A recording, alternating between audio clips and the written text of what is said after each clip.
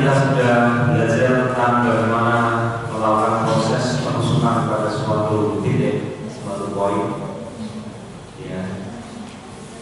Yang perlu kita sampaikan tadi mungkin sebenarnya yang tadi itu yang kita ajarkan itu metode yang istilahnya boleh dikatakan manipulasi yang kuat.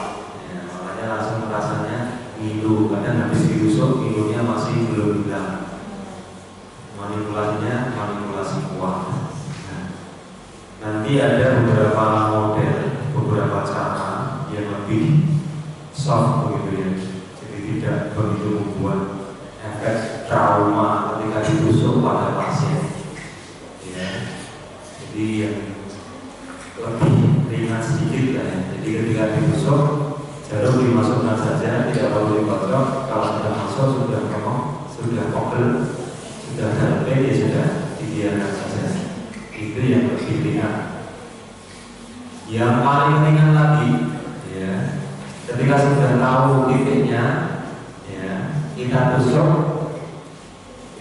saja, masukkan begitu saja. Terkadang pasien tidak merasakan apa-apa. Nah, itu yang paling ringan. Tetapi yang sangat dianjurkan memang harus rasa ngilu, gitu begitu. Ya. Bahkan ada beberapa metode atau beberapa cara yang ada di dunia ini. Misalnya cara orang-orang ahli akupuntur Jepang di dalam melakukan penusukan, mereka menggunakan jarum yang sangat tipis dan jarum itu ketika ditusukkan begini, kemudian jarumnya itu tertidur begini, jadi sangat tipis sekali. Ini juga sama sekali tidak sakit. Ya, ini metode Jepang. Tapi yang kita ajarkan ini adalah metode Cina, dia punya teori ya, seperti itu.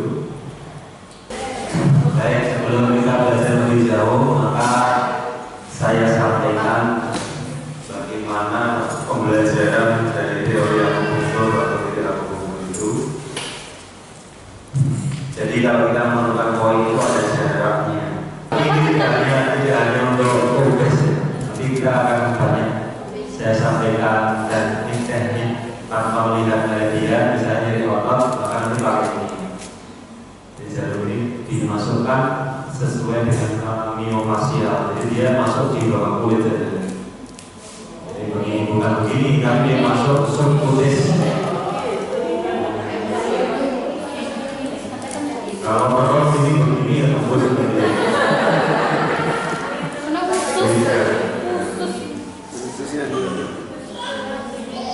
Jadi jarum panjang ini seringkali dipakai untuk nyeri otot bisa, kemudian pelangsingan bisa, sambil digerakkan dengan alat elektrik stimulator.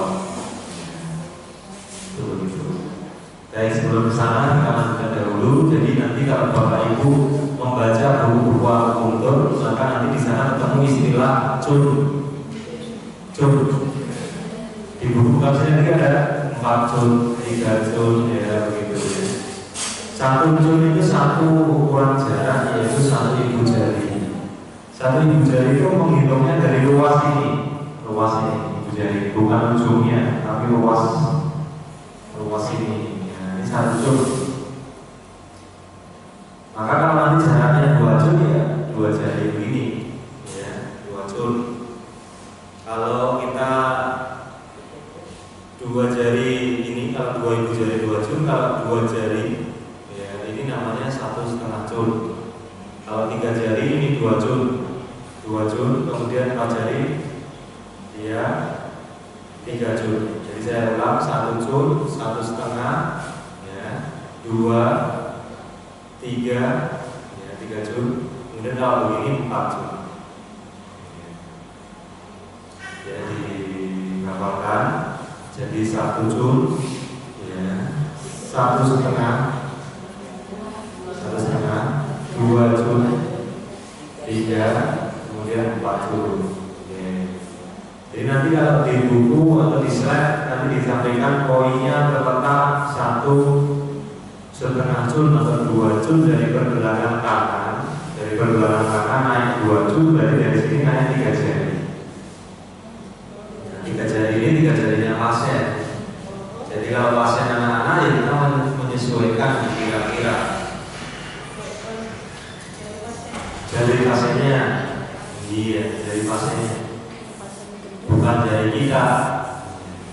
bukan jari pemeriksa.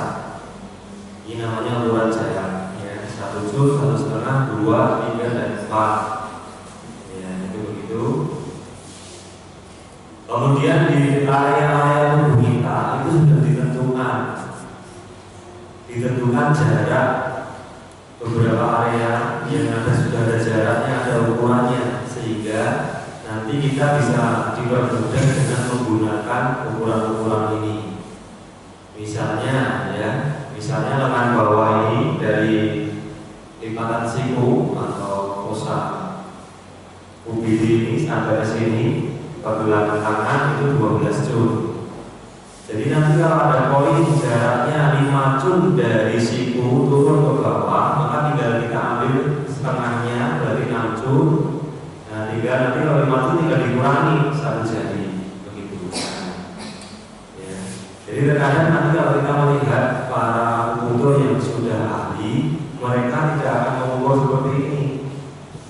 Ya, bahkan dilihat saja sudah hafal, dia diperkirakan firasatnya sudah tepat karena sudah sering melakukan. Ini dia lihat saja langsung tusuk jarumnya. Di sini langsung tusuk jarumnya. Tapi kalau kita masih belajar, dirasakan, dihitung betul. Tidak apa-apa dihitung begitu. Ya. Jadi ini sebagai salah satu cara untuk menentukan jarak. Kemudian antara lipatan siku dengan lipatan ketiak. Lipatan ketiak bagian depan. Ya, di depan ini 9 juz. Ya. Kemudian nanti yang paling sering dipakai titik di perut ini. Pusat dengan tulang kemaluan itu 5 juz. Nah, kalau tadi ada yang promil itu ya nanti siap ditusuk di bawah pusat. Salah satu poin dekatnya. Kalau poin jauhnya nanti di kaki. Kemudian poin jauh yang lain adalah di pusatnya, di kepala yang mengatur hormonal. Itu begitu. Jadi ada kaidahnya, kaidah poin lokal, poin jauh atau poin distal. Distal poin, lokal poin. Ya. Kemudian pusat sampai prosesus sifoideus atau di sini ulu hati. Di sini ada tulang. Ini 8 juz pusat sampai tulang dada, ujung tulang dada. Prosesus sifoideus, tonjolan tulang dada itu 8 juz. Dan nanti ada titik yang untuk lambung itu letaknya 4 juz dari pusat, berarti tinggal diambil setengahnya saja. Itu titik untuk lambung, misalnya begitu. Ya, jadi ini sebagai patokan-patokan alamiah. Contoh misalnya antara dahi kita ini berbeda, pas alis ini dengan rambut ini adalah 3 juz. Nanti ada koin yang letaknya di garis batas rambut di sini letaknya. Tapi nanti ada pengecualian, terkadang ada orang yang botak, kepalanya rambutnya sampai ke belakang dan apakah mengikuti rambutnya? Tentunya tidak. Maka cara mencarinya, poin tadi yang harusnya di garis batas rambut tadi itu dihitungnya adalah 3 juz.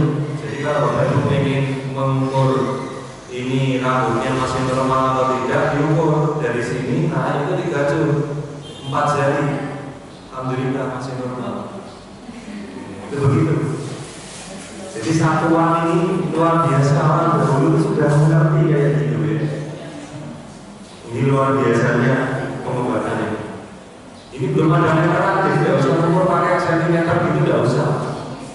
Pakainya apa yang ada di dalam tubuh kita ya?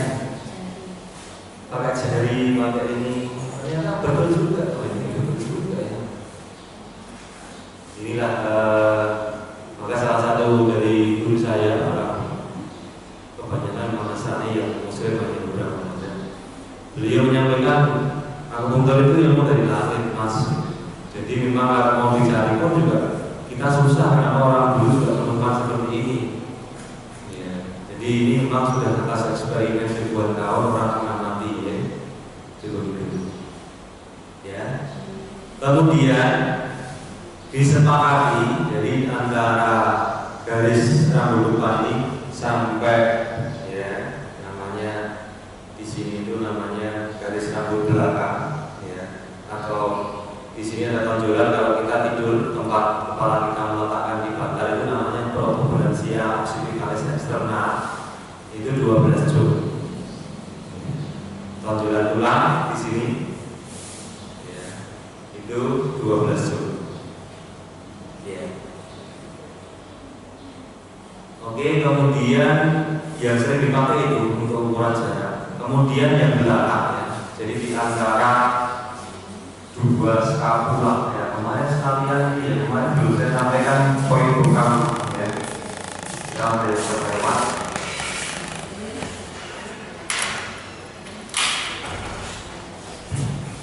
Jadi kalau ini tubuh manusia seperti ini, ada skapula dua. Telah belikan ya skapula, ya. Ya, di sini ada tulang belakang. Nanti ketemu tulang panggul, ya.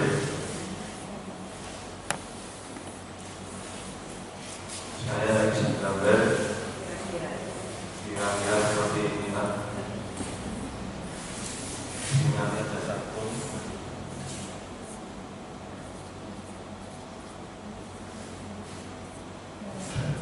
Ya.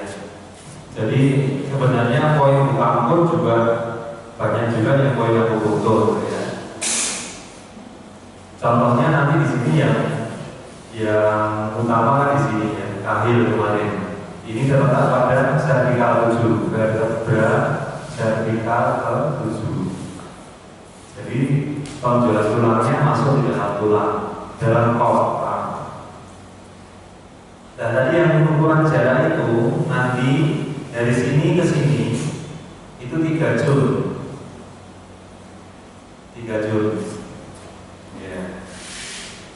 Jadi kalau nanti ini melebar ke sana, ya kita mengikuti ini dianggap 3 joule. Jadi kalau nanti poinnya terletak di sini, pertengahan sini, ini 1,5 joule. Jadi kita ambil tengah-tengahnya saja.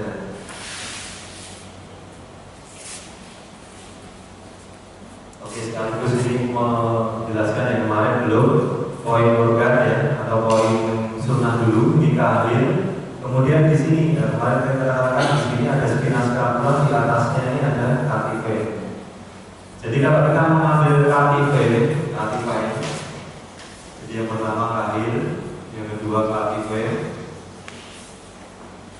itu antara pertengahan antara kahil dengan di sini ada tonjolan tulang. Namanya akromion. Nanti ambil separuh. Dan kemudian kemarin kita sampaikan di sini ini ujung tulang belikan ini setinggi dengan vertebra torakal ke-7. Nah, kemarin saya katakan, ya, kalau ini di atasnya ini isinya adalah organ rongga dada. Berarti nanti poin yang di sini adalah poin organ jantung, di sini poin organ paru-paru. Di sini itu maksudnya berapa? Setinggi dengan vertebra torak ke-3, yang ini setinggi dengan vertebra torakal ke-5. Begitu. Kemudian di sini poin diafragma. Diafragma itu ada sesak nafas, cegukan, itu diambil sini. Ini diafragma. Kemudian tepat di bawah diafragma secara titik aku ukur, maka di sini ada poin pankreas. Makanya untuk diabetes silakan dibekam pada poin ini pankreas ini. Poin pankreas itu letaknya setinggi dengan vertebra torak itu dada yang ke-8.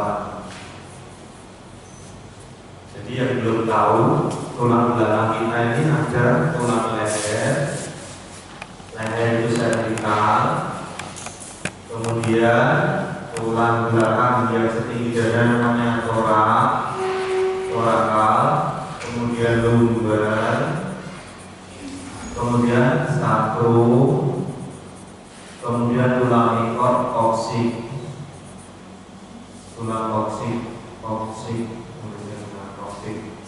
ini ada beberapa ruas, ya. Ini dihafalkan pelajaran dari dulu sampai sekarang ya hafal bilangannya 7, 12, 5, 5, 4. Ini ruasnya. Jadi maksud nanti kalau ada perkataan poin akupunktur itu letaknya setinggi dengan lumbar 5, maka nanti kita mencari itu. Bagaimana cara mencari lumbar 5? Kalau poin itu ada di 1, 2, ya nanti kita cari 1, 2. Makanya yang lama itu belajar akupunktur itu karena juga ada pelajaran anatomi juga. Ya, bagaimana cara mencari itu. Oke, kalau Bapak mudah ya. Ini poin pankreas. Pankreas. Nah, silakan nanti yang ada diabetes kalau mau distimulasi pakai moksa maupun pakai jarum, poinnya di sini. Tepatnya pada toraka 8. Kemudian di sini ada tulang rusuk kemarin. Rusuk terakhir saya sampaikan begitu kan. Nah, kalau rusuk terakhir ini setinggi dengan lumbar 2. Ini L2. Kalau kristaliaka ini yang tempat selama kita menggantung itu tepat di sini ini lumbar 4. Itu begitu caranya. Jadi nanti kalau kita merasakan tusuk terakhir ini lumbar 2 ya setinggi dengan pusat. Jadi kalau ada yang pengen melihat atau mengambil poin bekam ginjal, lumbar 2 ini ginjal organnya. Di sini ada ginjal. Ada yang cara mudahnya pusat ditarik ke belakang atau siku ini katanya seperti itu, siku. Ya. Cuma kalau siku tergantung tangannya. Tangannya pandai atau enggak. Ya. Kalau ini insya Allah tepat. Ya, jadi dari sini nanti ada poin organ ginjal, di atasnya nanti ada poin organ limpa dan lambung, di atasnya ada liver dan kandung tubuh. Ini liver, hati dan gallbladder. Ini stomach plus spleen. Di sini ginjal. Ini namanya poin bekam organ. Sebenarnya ini poin akupunktur juga.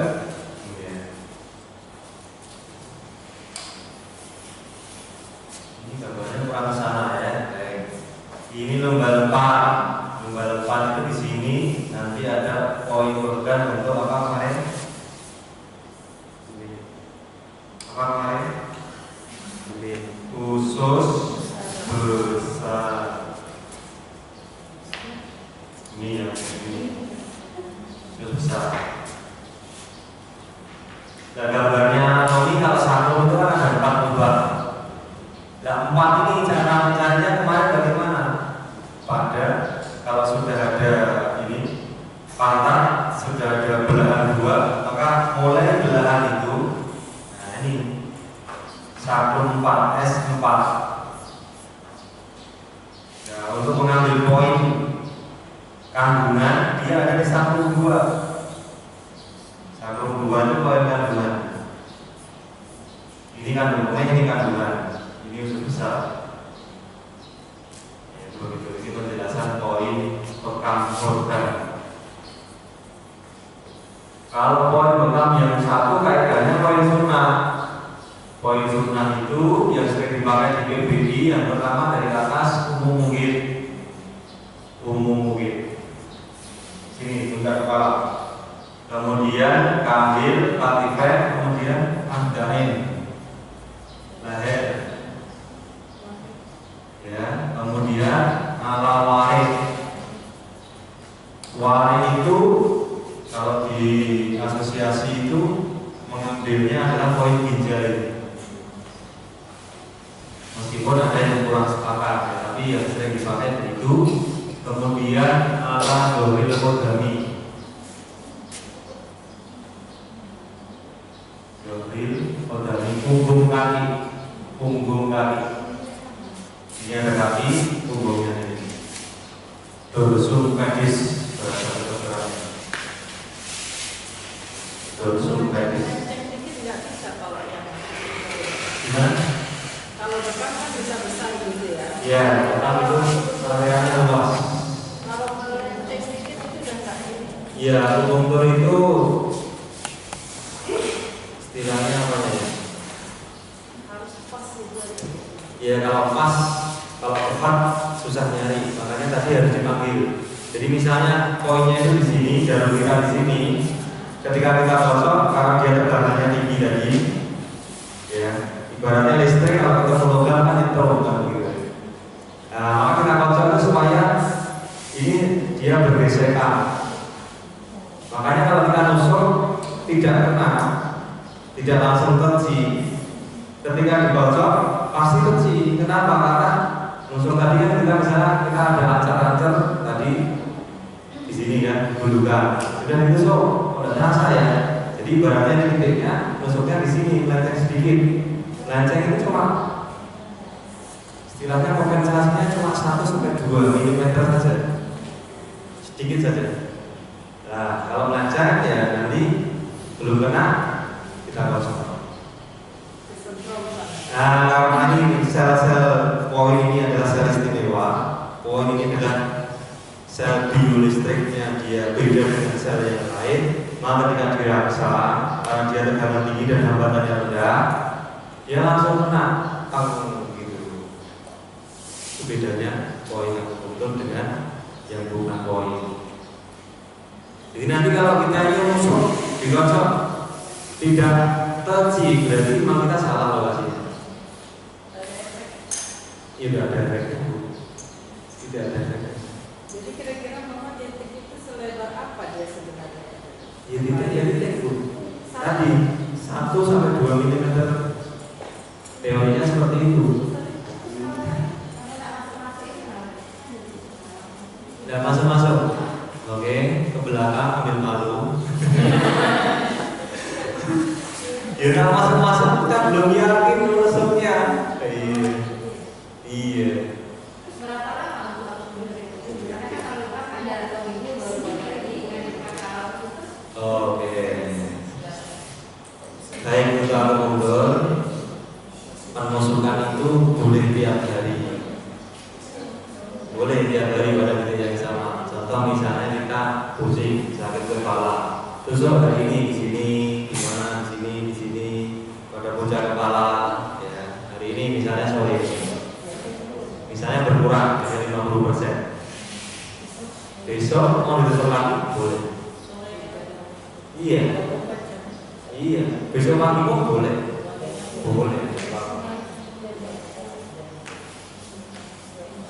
Nah itu dilakukan dalam satu seri. Jadi misalnya ada penyakit yang memang bandel, ditusuk berkurang, besok tusuk lagi berkurang.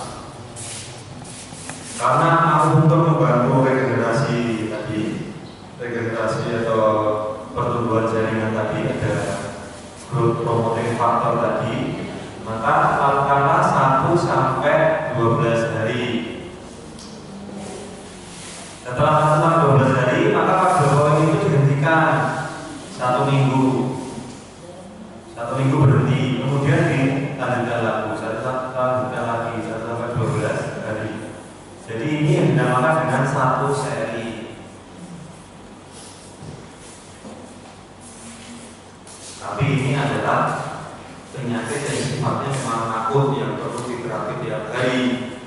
Kalau penyakit yang lain, penyakit degeneratif, penyakit hormonal, penyakit organ tidak perlu tiap hari karena mereka butuh waktu yang lebih lama. Ya. Apalagi kalau kita ini digabungkan dengan herbal, karena kita pertimbangannya juga pertimbangan pasien. Kalau pasien disuruh tiap hari juga kasihan dari sisi waktu, dari sisi biaya. Dan biasanya tiap hari ini yang rawat inap, ya yang rawat inap di rumah sakit, karena di rumah sakit di Cina sana akupunktur hampir dipakai di seluruh rumah sakit, maka mereka rawat tiap hari. Tapi kalau di Indonesia pada umumnya seminggu 3 kali. Seminggu 3 kali aja. ada kejadian jarum mata nggak di dalam? Ya, meskipun di buku sering dibaca berita peringatan, tetapi sampai sekarang saya belum pernah menjumpai jalur patah. Makanya kalau Poso ceritanya kalau yang patah itu daerah sini nih, daerah ini yang sering patah. Makanya kalau Poso jangan dihabiskan, dikasih sisa. Nah, ini ada yang tersisa di sini, ini kulitnya, ini jalur yang masuk, ini ada sisa. Karena kalau patah di sini nanti kita susah nyarinya, sudah masuk ke dalam sana. Tapi jarang. Silakan jalur itu diukur ini, dia elastis. Belum pernah kita menjumpai. Terus kalau kulit di sana ada apa? Kayak dermatitis atau ada panu, ada kelainan kulit boleh nggak? Oh, ada kelainan kulit ya? Pada itu ya. Ini pertanyaannya susah dijawab nih. Saya belum pernah menjumpai. Ya secara umum boleh, tidak masalah. Tidak masalah. Kalau daerah itu kecuali memang ada luka tidak boleh. Tapi kalau panu itu boleh lah. Boleh. Nanti biar sembuhan. Contoh misalnya jerawat itu ya nanti titiknya ya di dekatnya. Dekat-dekatnya nanti kita kelilingi.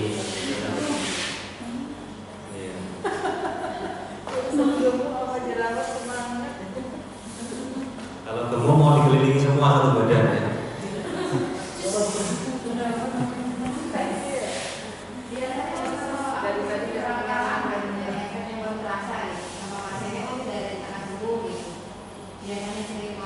Ya, sebenarnya tergantung kasusnya ya. Contoh misalnya orang sakit kepala gitu lah. Saya hari ini misalnya tahu-tahu pusing gitu ya. Saya tusuk sekali aja ya sudah, besok karena nanti malam misalnya sudah istirahat, ya sudah besok sudah tidak sakit kepala lagi. Tergantung kasusnya, penyakitnya bagaimana. Kalau penyakit yang memang perlu pengobatan lama ya memang baru berkali-kali. Contoh misalnya begini ceritanya. Saya ini sering nanti dipanggil ke rumah, misalnya dimintai tolong, Pak ini bapak saya habis kena stroke keluar dari rumah sakit.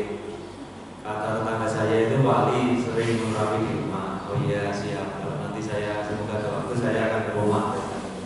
Sampai sana maka ya saya sarankan di awal bagaimana Bu, bapak saya coba terapi 5 kali itu seminggunya 3 kali berarti butuh 2 minggu, hampir 2 minggu. Kalau ada kemajuan saya lanjutkan sampai 2 bulan sehingga bapak bisa melakukan aktivitas daily activity-nya sendiri, bisa mandiri. Nah kita lihat yang namanya pengobatan itu kan respon. Apakah setiap pasien yang ditusuk pasti sembuh? Tidak. Apakah pasti berespon? Tentu juga tidak. Makanya dilakukan dicoba. Kita coba akupunktur. Kalau akupunktur kalau stroke sekali saya usahakan harus bisa beda. Yang 0 kekuatannya harus bisa jadi 1 atau 2. Itu diusahakan ada teknik-tekniknya. Ya kalau sekali sudah bisa, maka otomatis kesimpulannya dilanjutkan terus sampai sembuh. Itu begitu. Kecuali nanti keluarga mengatakan Pak, ini terapinya berhenti dulu ya kita ikut dia berhenti. Jadi yang dicoba minimal 5 kali. Contoh kasus jerawat. Jadi coba 5 kali. Ada kemajuan enggak? Bandel atau memang ada kemajuan? Kalau ada kemajuan ya dilanjutkan. Caranya begitu. Contoh kasus apa misalnya dada berdebar-debar nyeri pada dadanya, di elektrokardiografi ternyata tidak masalah, normal kata dokter, penyakit dalam. Berarti ini biasanya gangguan energinya saja. Kita coba 3 kali atau 5 kali. Caranya begitu. Paham ya kira-kira ya? Sakit lutut misalnya sama dicoba 3 kali, 5 kali ada kemajuan. Tapi kalau sekali belum ada kemajuan ya jangan kemudian dihentikan. Ya maka ada istilah percobaan. Kalau saya istilah percobaan cuma 5 kali, tapi guru-guru saya ada mengarahkan sampai 12 kali, dicoba 12 kali. Ada yang sampai dicoba 20 kali. Kalau saya terlalu lama, kasihan pasien.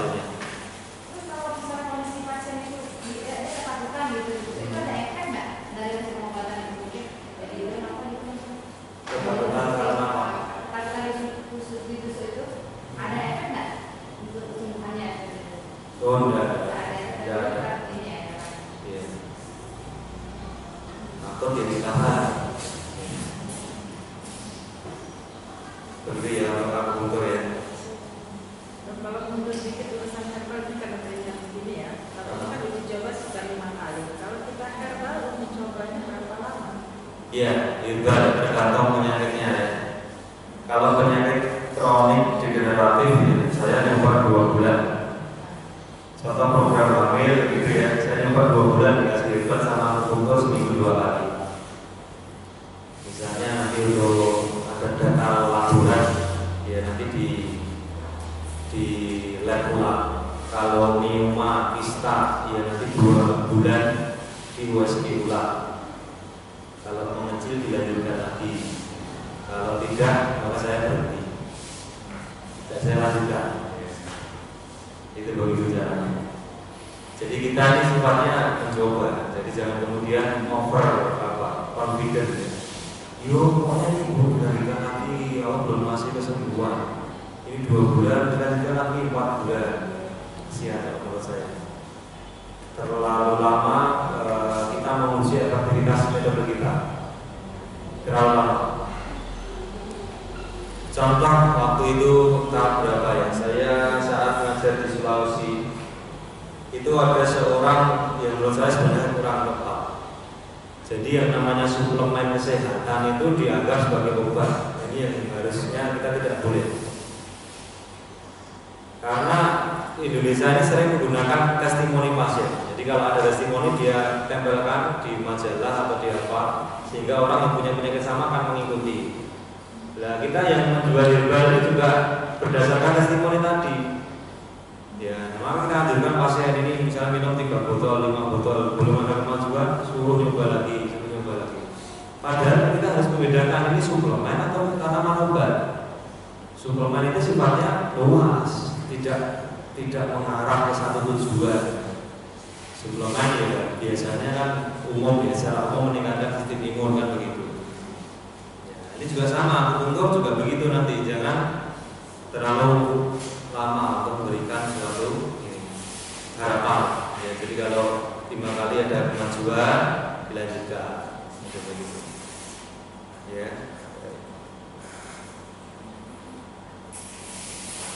Ini cara mengambil fungsi satu titik akupunktur. Jadi khasiat poin tadi. Jadi kalau ada yang tanya tadi ini poin untuk apa? Kita berpikirnya mudah, sistematis saja. Poin itu selalu berkhasiat lokal. Jadi kalau ada orang sakit di mana, maka buka buku, dilihat poinnya di situ apa. Itu namanya kaidah memahami fungsi titik, yaitu berkhasiat lokal.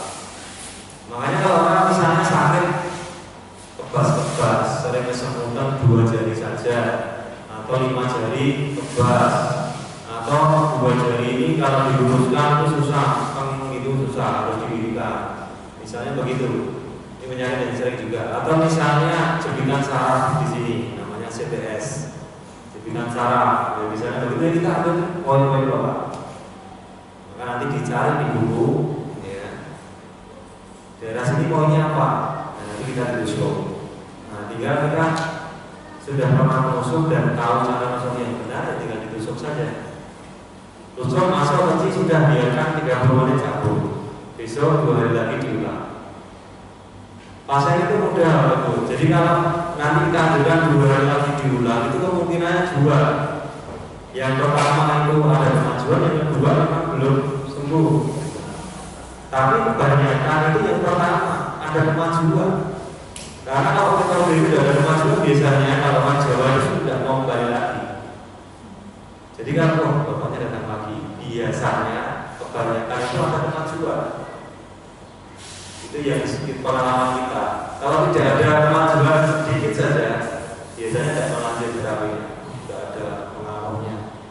Misalnya orang proses shoulder, oh sakit sekali diangkat, sudah berapa lama Pak? 3 bulan Pak saya sakit ini. Oke kita terapi ya, kita akupunktur, kita hubungkan elektrik. Nanti ini terapinya Pak seminggu 3 kali. Kalau sekali dicoba kok apa itu ada kemajuan sedikit ya bisa dilanjutkan. Kalau belum ada kemajuan bisa juga dilanjutkan. Misalnya begitu. ternyata datang lagi. Nah, biasanya ya kemungkinannya 2 tadi. Kalau pasien tidak datang lagi, kemungkinan juga 2. Sudah sembuh, itu harapannya. Jadi kalau pasien tidak datang lagi itu alhamdulillah, ya. Berarti kemungkinannya kita harapkan sembuh. Kemudian kalau tidak datang lagi, ya kemungkinan yang kedua memang tidak mau mencoba metode lagi, metode yang kita gunakan. Ya. Itu begitulah ya. Lika-liku kita menjalani klinik terapi itu seperti itu. Ya. Kalau pasiennya sedikit berarti banyak yang sehat, betul? Tapi lari ke rumah sakit semua, tidak ada tempat kita. Ya. Oke, jadi memang seperti itu ya. Jadi untuk dunia terapi ya kita coba tadi sifatnya, kita ya sampingan ini seperti ini kita coba. Bekal sebenarnya juga sama, hampir sama, bekal, urut, refleksiologi, macam-macam itu ya hampir sama. Dan yang kedua, kalau memahami titik itu, kalau tadi kan khasiatnya lokal. Yang kedua, maka kita harus tahu meridian ini jalannya kemana. Maka dikatakan sebagai khasiat sepanjang meridian. Nanti sambil belajar, yang namanya ini kan baru pengenalan. Meridiannya apa ya ini ya? Ini titik depo tadi. Maka setiap poin nanti ada kodenya. Depo itu depo tadi. Kodenya adalah LI4. LI itu dalam bahasa Inggris ya. Secara internasional sudah disepakati. Ya, ini large intestine. Khusus besar. Intestine. LI4, LI4. Jadi kalau kita ketemu orang Amerika, orang Afrika, yang dia juga sudah belajar Al-Quran, maka sama, kodenya sama. Kalau kita sampaikan mulai tahun 1975, pemerintah Cina sudah membuka kelas internasional, semua negara belajar ke sana. Dan sekarang sudah ada hampir 200 negara yang sudah belajar akupuntur ke Cina. Jadi akupuntur ini sudah mendunia, sudah sangat terkenal. Jadi itu namanya meridiannya apa? Ya kita lihat. Dia nanti berkhasiat sepanjang meridian. Oke. Kemudian nanti ada kaidah khasiatnya untuk organ. Jadi kalau tadi karena ini khusus besar LI tadi LI4 itu tadi itu kan namanya meridiannya khusus besar, poinnya nomor 4. Maka otomatis ini untuk khusus besar. Kasus besar apa? Misalnya konstipasi, misalnya apa kembung-kembung, misalnya apa khususnya sering berbunyi borboricus, perutnya sering sakit, kalau buangan besar encer, diare, pasti seperti itu. Jadi memahami poin itu berkhasiat lokal, berkhasiat sepanjang meridian, berkhasiat organ. Ya, untuk organ apa? Makanya kita perlu tahu poin ini meridiannya apa. Ya. Dan meridian itu tadi dalam pengenalan di awal, meridian itu ada 12 meridian yang utama, ada 12 meridian. Kemudian ada 8 ekstra meridian.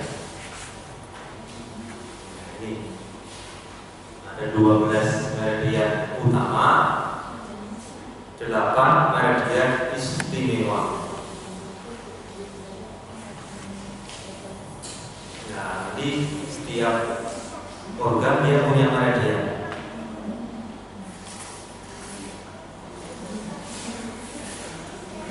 Iya, kita tidak akan bahas meridian pada 3 hari ini. Kita langsung ke poin ya.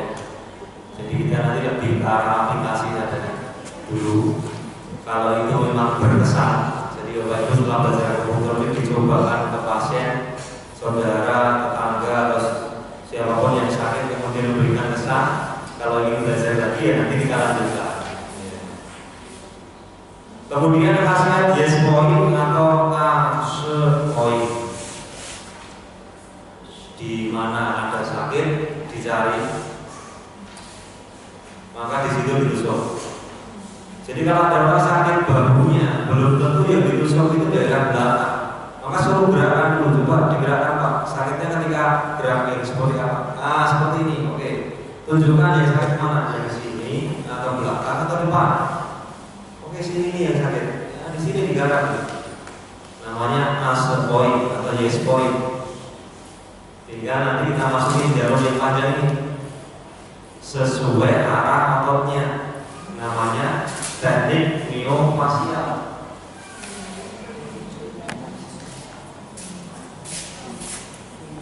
Ini khususnya untuk sakit otot saja.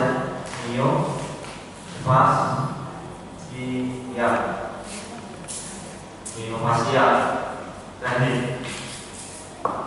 Ya, jadi itu tidak melibatkan pada dia kali ini. Jadi memakainya konsep akupunktur medis, memakai poin, trigger point. Yang sakit di mana, maka dia lakukan penusukan searah dengan arah ototnya. Jadi caratannya, kalau mau menusuk jarum yang panjang ini, kita harus tahu arah ototnya kemana. Di sini ada otot deltoid ya, dia kita arahkan ke bawah. Ya, di sini ada apa? Misalnya otot apa lagi itu ya, diarahkan ke arah ototnya. Ada bicep, ada tricep, brachioradialis dan lain sebagainya. Ya ini cara mudahnya seperti ini. Kalau yang ini istimewa ini tidak bisa saya jelaskan sekarang.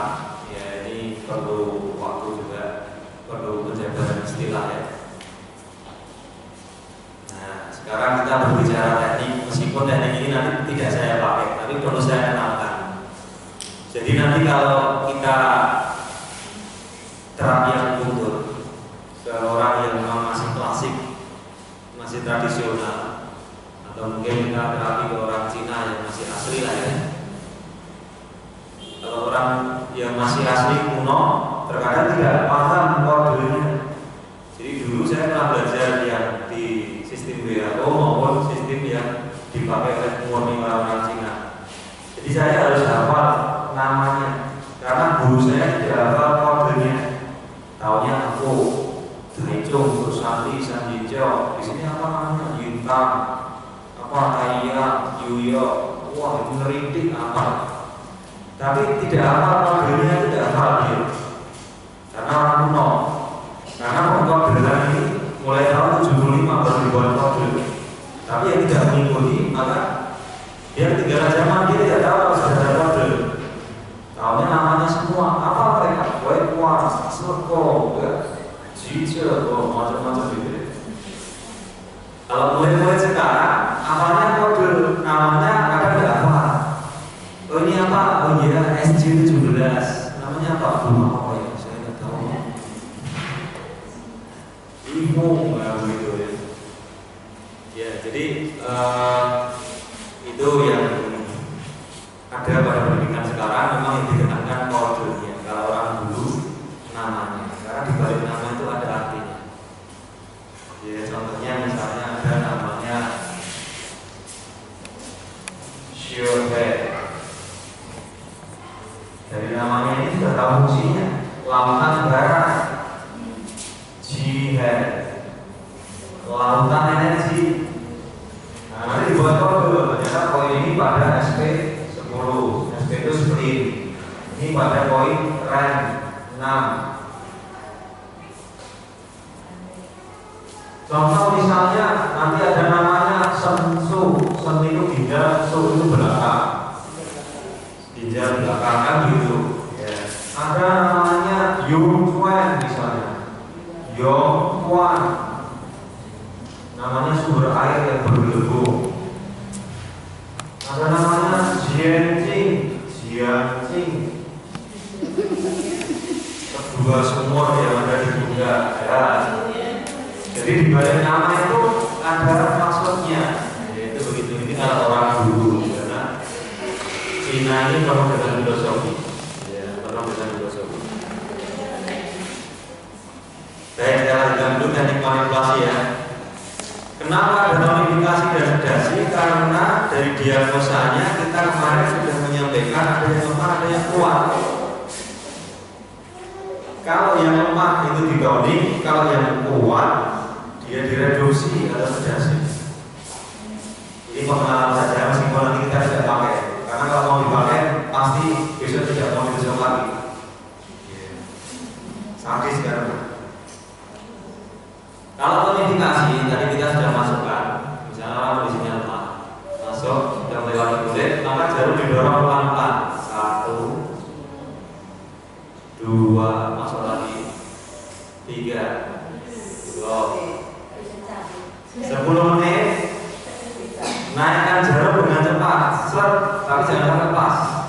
Dorong lagi, ayo 1, 2, 3. Ini notifikasi secara konsep tradisional. Besok sekarang datang, besok tidak mau datang. Karena jarumnya 1 minggu dari hilang. Tapi kalau yang untuk medik yang saya sampaikan, masuk, kocok sebentar, sudah hilangkan.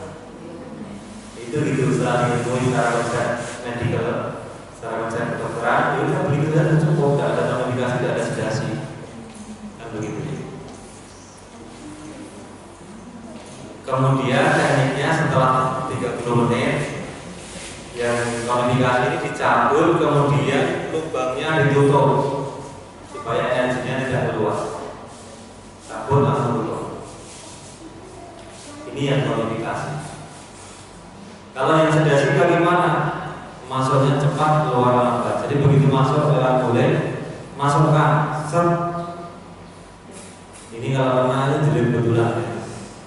Kemudian nanti keluarnya lambat. Tiup kayak begini, pelan-pelan, ya, dinikmati begitu. Masuk lagi cepat. Itu begitu. Ini teknik ini sekarang saya pakai. Tapi ini hanya pengenalan saja supaya ternyata banyak teknik. Kalau guru saya, beliau salah satu guru saya mengatakan kalau orang misalnya demam, anak-anak demam panas, sakit tenggorokan, masuk angin, ya, demam dan turun-turun tidak bisa berkeringat. Ini poin 1 ini bisa tinggal 7 ini yang kali itu. Masukkan jarum, dan begini masuk, 1 poin saja, tidak usah banyak-banyak. Oke. Tapi manipulasinya ini yang membuat ngilu sekali, diginikan. Diginikan ini bukan 5 detik, 1 menit sampai 2 menit dikocok terus.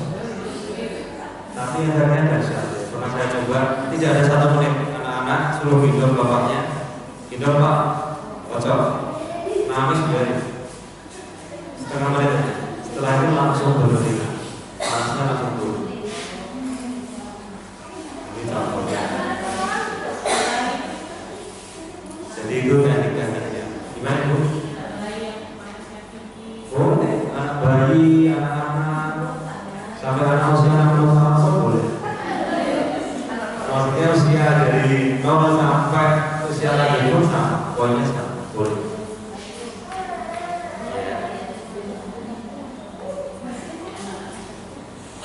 Ini kemarin sudah. Oke, kita masuk ke aplikasi ya. Aplikasinya ya. Jadi nanti yang kita lakukan adalah pengambilan titik lokal, jauh maupun organ. Saya membahas monggo mau sesuai permintaan atau sesuai yang ada di sini. Yang pertama adalah migrain. Migrain ini terkadang ada faktor penentunya. Ya, misalnya bisa jadi migrain itu dari perut, dari gastritis bisa. Migrain itu dari stres bisa, dari pikiran bisa. Migrain itu dari hawa dingin, angin bisa juga. Migrain itu dari ketegangan otot juga bisa. Ya, jadi kalau nanti migrain, nanti poin-poinnya adalah ini: tayang,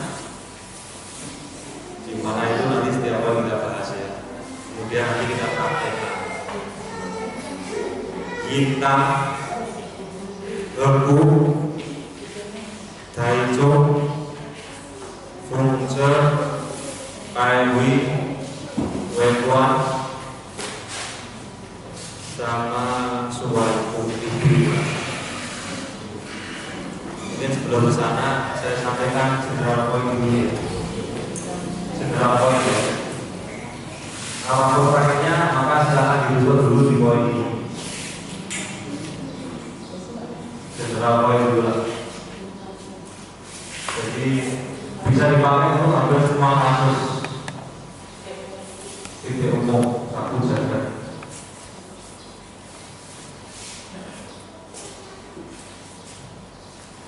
Yaitu RI 4 arti juga kita lakukan namanya itu, kemudian ST itu sama 36 kemarin San Li, kemudian liver 3 namanya Daitu, kemudian SP 6 namanya SP itu split Sa Yin Yo. Oke, kemudian D2 20 namanya Pai Wi. Ini general point. Contoh misalnya orang sakit perut ya ditusuk di situ. Orang misalnya dadanya berdebar-debar ditusuk di situ. Orang misalnya vertigo ditusuk di situ. Mungkin karena kita lupa poinnya yang mana, pakai general point dulu. Misalnya kita mau mengobati orang yang dia itu sudah lama terkena jantung koroner, tapi sudah pengobatan masih terus minum obat dokter, mau dilengkapi dengan akupunktur ya boleh ditusuk di situ. Rutinkan buat 2 bulan, seminggu 2 kali. Biasanya efeknya itu baru terasa ketika minggu kedua, nyerinya sudah hilang. Itu bisa. Jadi yang mau dianjurkan untuk dilakukan operasi ya, kadang tidak jadi ya, nanti dianjurkan pakai obatnya juga.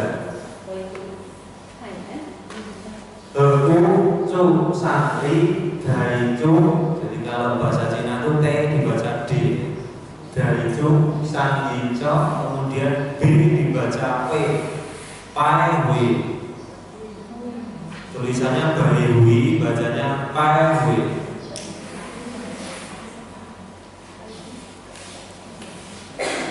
Oke, sekarang kita lihat titiknya satu persatu. Ini Heku, cara mencarinya. Yang paling penting cara mencarinya. Karena kalau kita tidak tahu mencarinya, patokan alamiahnya kita nanti tidak tepat. Maka caranya yang pertama tadi 1-2 dikumpulkan ada kedudukan tertinggi. Atau cara yang kedua di sini ada tulang ini, namanya tulang metakarpal 2 di tengah-tengahnya. Bisa kita bisa sendiri begini.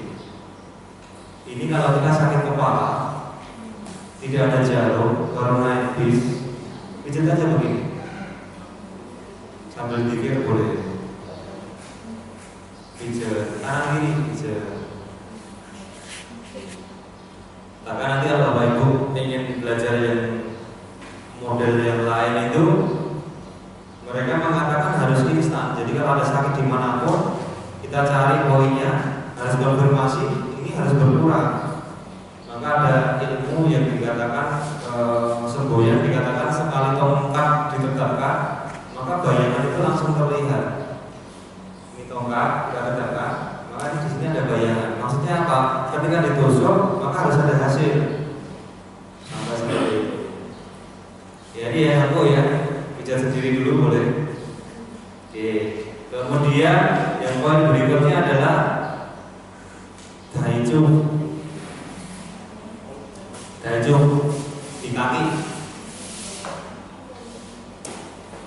Di antara dua tulang. Tulang ini namanya apa? Kalau di kaki namanya tarsal. Metatarsal 1, 2. Di antara dua itu. Di dalam suatu lekukan. Nanti kita tunjukkan. Poin ini sangat baik untuk mengatur hormonal. Ya, jadi kalau wanita misalnya tadi promil tadi, selalu nanti poin ini harus ditusuk. Ya, poin ini silakan ditusuk. Poin ini juga arahnya menenangkan hati. Menenangkan hati. Banyak sekali sebenarnya manfaat poin ini. Yes. Kemudian untuk sakit kepala, poin ini bisa banyak banget manfaatnya.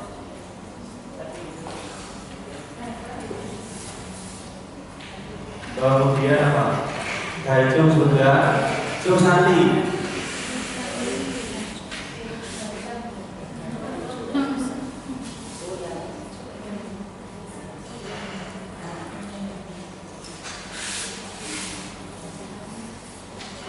Untuk poin cung sandi dia ada di kaki ya. Di sini langsung kita praktekkan dulu. Saya juga ingin ditusuk ini. Bagian rasanya nggak enak. Ah, cung sandi di sini lokasinya. Yang kemarin kita peragakan dari lutut ligamentum patellaris antara tempurung lutut dengan tulang kering itu ada penghubungnya. Kita ngitungnya dari situ. Atau mudahnya itu begini caranya. Jadi kalau ini ada lutut kita cengkram begini, ini masuk di lutut, kemudian jari tengah ini meraba tulang kering, ketemu, kemudian nanti ke samping satu jari. Ini begini. Lutut itu cengkram, jari tengah pas tulang kering, sudah ketemu tulang kering, ke samping satu jari. Itu namanya cung sandi.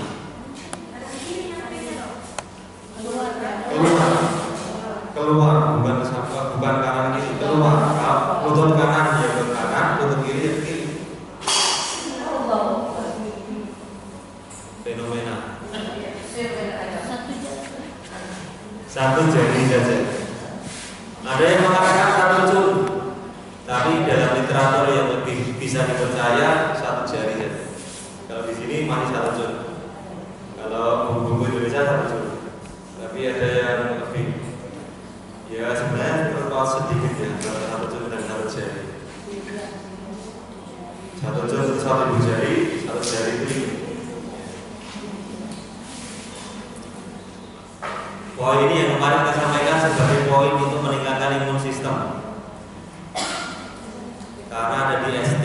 Jadi menurut konsep Cina itu kalau orang itu imun sistemnya baik, maka pencernaannya harus baik. Karena energi itu dimunculkan dari pencernaan.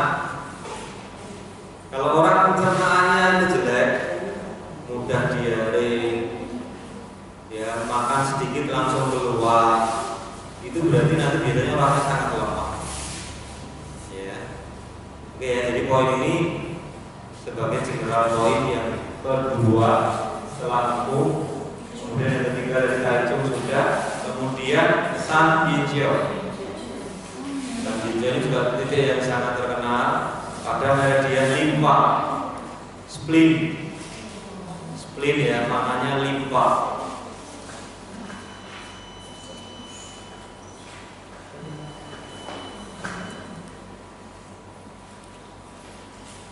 Ini spleen SP6 ya, dari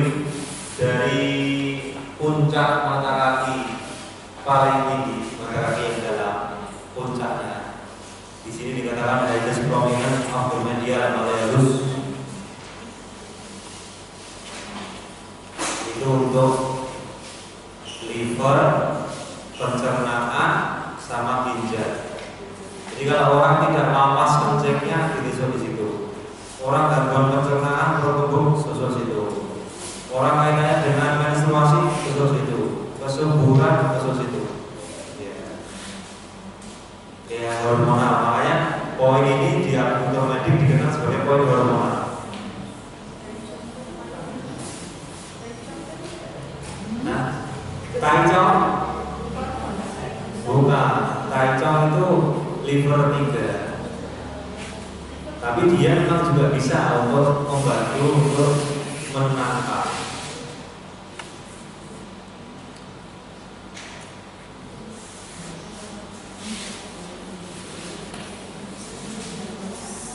Kemudian Pai Hui.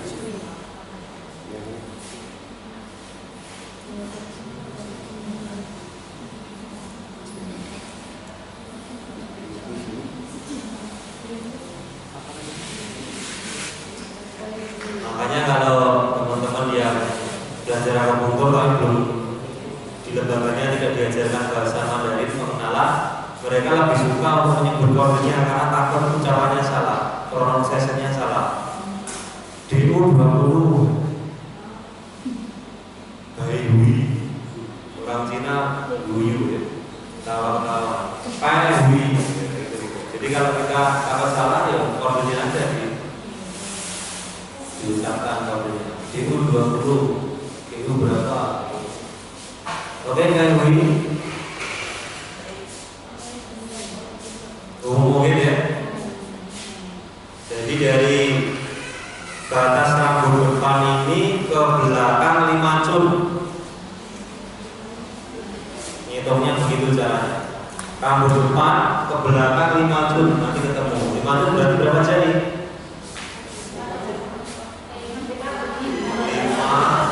5 tambah 1. Nah, untuk kepala ini nusuknya tidak begini. Kalau begini nanti ketemunya lekuk gitu. Karena kita nusuk itu dilarang menusuk salah satunya adalah tulang, tidak boleh ditusuk. Hukumnya haram. Kenapa tulang tidak boleh ditusuk? Karena nanti disarankan pada permukaan pembuluh tulang, karies nya ada. Yang kedua, tidak diperbolehkan nusuk saraf. Saraf. Yang ketiga, tidak boleh nusuk PD, pembuluh darah. 3 ini tidak boleh ditusuk. Ya. Makanya tekniknya kita kan tidak tahu di dalam sana ada pembuluh darah atau tidak.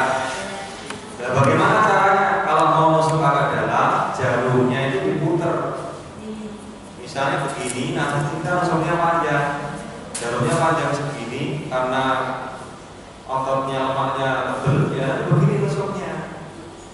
Jangan masuk saja, nanti kena. Jadi kalau begini, kalau ini ada pembuluh darah, ini begini dia kita putar itu dia akan begini. Dia akan mencari sela-selanya sehingga tidak menemukan lagi. Jarum akupunktur itu di dalamnya tidak berlubang sehingga tidak mudah untuk kena pembuluh darah. Beda dengan jarum suntik. Karena dia itu solid atau padat, jadi ketika dimasukkan, ketika ingin diputar, maka nanti dia akan mencari sela-selanya. Itu salah satu teknik supaya nanti tidak berdarah. Tetapi kalau di kepala, karena kepala ini adalah area yang banyak sekali pembuluh darahnya, maka hampir kebanyakan nusuk kulit kepala nanti berdarah. Kalau berdarah ditekan saja, ya, tekan sampai darahnya berhenti, tidak masalah. Wajah itu juga begitu. Nanti ini kita tusuk, cabut jarumnya keluar. Kadang begitu.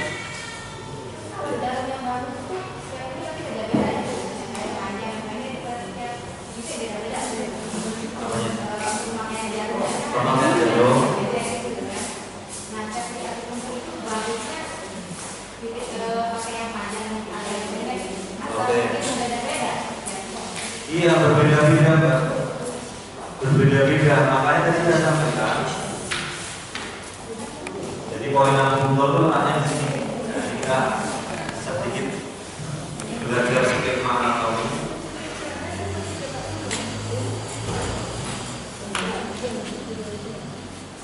Jadi kalau kita tahu lapisan kulit ini ada kulit namanya cutis. Kemudian di bawah kulit ini ada jaringan lemak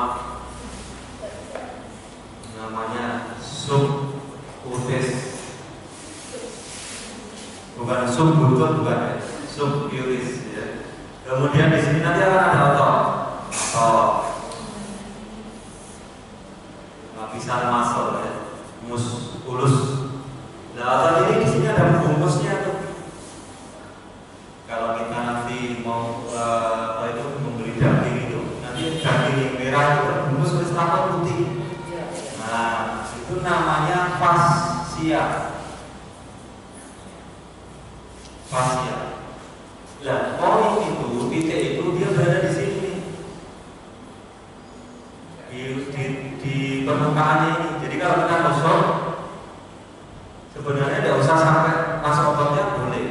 Tapi kalau masuk ototnya bagaimana ada apa-apa ya, berarti boleh kita gosok. Tapi yang penting jangan sampai di sini kan nanti ada tulang. Jangan sampai kena tulang, peluk gitu jangan. Tidak sakit, ya. Cuma nanti yang dikhawatirkan radang. Ya. Jadi poin itu begitu. Dan tadi pertanyaannya sangat bagus. Dari jarumnya berbeda-beda. Iya, tergantung ketebalan lemaknya. Contoh, kita mau masuk ini, saya ini ya paling tidak pakainya jarum. Jarum itu kan ada setengah cun, ada 1 cun, ada 1,5 cun. Yang paling sering dipakai ini 2 ini secara umum. Mau masuk sini 1,5, tergantung kalau seperti ini mau pakai 1,5 boleh. Misalnya untuk yang ibu-ibu pilihan kira-kira seperti Mbak Linda ini ya 1 cun boleh. Ya, yang kurus-kurus 1 cun aja. Jangan 1,5, 1 cun. Dan untuk wajah nanti setengah cun ini. Setengah atau 1 untuk wajah. Kalau ingin tidak sakit banget, setengah cun wajah. Atau misalnya ya 1 cun. Setengah itu megangnya susah. Kalau saya kan panjang, megang jarum kecil itu susah. Saya biasanya langsung 1 cun. Karena saya kan jarang pakai jarum cantikan. Biasanya orang merah-merah itu begitu pakai jarum yang lebih tebal itu lebih merasakan. Itu langsung begini gitu. Tidak langsung begini itu kan enak gitu kan. Lebih marah gitu lah ya. Kemudian yang sering lagi nanti untuk wilayah pantat itu 3 cun. Untuk perut, pilihan perutnya seperti Mas Hasim ya 3 cun. Saya 1,5, dia sudah oke lah. Kalau yang slimming banget Mas Angga ya 1 cun bisa. Semuanya tergantung dilihat orangnya dulu. Jadi jangan sampai nanti nakut-nakut situasi. Saya kurus dibawakan jarum begitu panjang ini gimana ya Pak? Pak mohon maaf Pak, jarumnya habis Pak, tinggal 3 cun Pak. Oh begitu. Itu lain persoalannya. Nah 1 cun itu ukurannya itu 1 inci ya, 1 in. 1 in berapa senti? 1 in sekitar 2,5. Ya, itu begitu. Jadi nanti dilihat kalau mau cari jarum dilihat tadi ini 40 ini 140 mm itu berarti 4 cm ya. Ini 1,5 tuh. Benar ya? 1,5 kali 2,5. Sekitar ini biasanya 1,5 cm. Jadi begitu yang tanya tadi dalamannya bagaimana? Ya tergantung dilihat anatomi tubuhnya. Karena kalau kita itu areanya tebal, kita pakai 1 cun, ya udah kena. Sudah sakit, sakitnya saat tadi melewati kulit tadi. Sakit gitu ya, tajam gitu, ada pedes gitu. Nah itu berarti kurang cepat masuk kulitnya. Belum pernah nyoba teknik pakai sedotan ya, nanti kita pakai sedotan. Dijamin tidak sakit masuknya. Pakai sedotan ya. Oke, poin yang berikutnya adalah PW. Nah, PW itu tadi dari sini ke sana. Masuk nyusul saja, menyusul. Poin ini sudah diteliti secara fungsional medis, dia akan meningkatkan peredaran darah di otak. Maka salah satu guru saya mengatakan dulu itu masih apa anaknya, dia cerita anaknya, saya lupa namanya, prestasinya itu kurang, tapi setiap seminggu 2 kali saya tusuk, saat dia mau tidur tak tusuk. Tapi alhamdulillah sekarang jual terus, luar biasa. Jadi karena sirkulasi darah ini baik di otak, ya, mikirnya jadi cemerlang, ngafalin cepat, begitu lah. Itu titik ini. Baik. Maka titik ini otomatis kalau ada orang vertigo, migrain selalu diambil, orang stroke selalu diambil. Pokoknya gangguan peredaran darah yang ada di otak selalu diambil. Kemudian titik ini mempengaruhi sistem limbik, sistem hipotalamus, hipofisis. Maka seluruh keluar hormonal silakan diambil. Hormonal, misalnya apa? Tiroid, diabetes, apalah hormonal yang lainnya ya. Silakan ini diambil karena dia itu hipotalamus, hipofisis akses ya, dia arahnya ke sana. Nusuknya tadi Miringnya ke belakang arahnya. Jadi nanti begini, kita buat sudut 30 derajat, ketika sudah masuk direbahkan lagi 10 derajat, masukkan. Jangan lus, biasa saja. Kalau belum dilakukan kayak wah gitu, biasa saja. Nah nanti sekalian supaya efeknya lebih baik, maka ditambah 4 jarum. Maka dikatakan 4 itu namanya sencu. 4 jarum mengelilingi paehui. Jadi perlu diperhatikan kalau orang tekanan darahnya rendah, maka arah jarumnya yang 4 ini mengarah ke pusat. Contoh orang misalnya sering pusing karena tekanan darah rendah, ditusuk, kemudian tambah 4 jarum yang diarahnya ke pusat, kemudian ditambah moksa tengah-tengahnya. Oh sedap itu. Tapi kalau orang hipertensi, arah jarumnya dibalik. Yang 4 ini arahnya menjauhi pusat, menjauhi. Contoh misalnya kemarin ada yang menyampaikan tentang autis. Nah, autisnya dilihat kalau hiperaktif menjauh nanti, menjauh. Kalau autis hipoaktif dia masuk begitu. Jadi semuanya dilihat fenomenanya, sindromnya maksudnya. Kembali ke kemarin itu diagnosanya.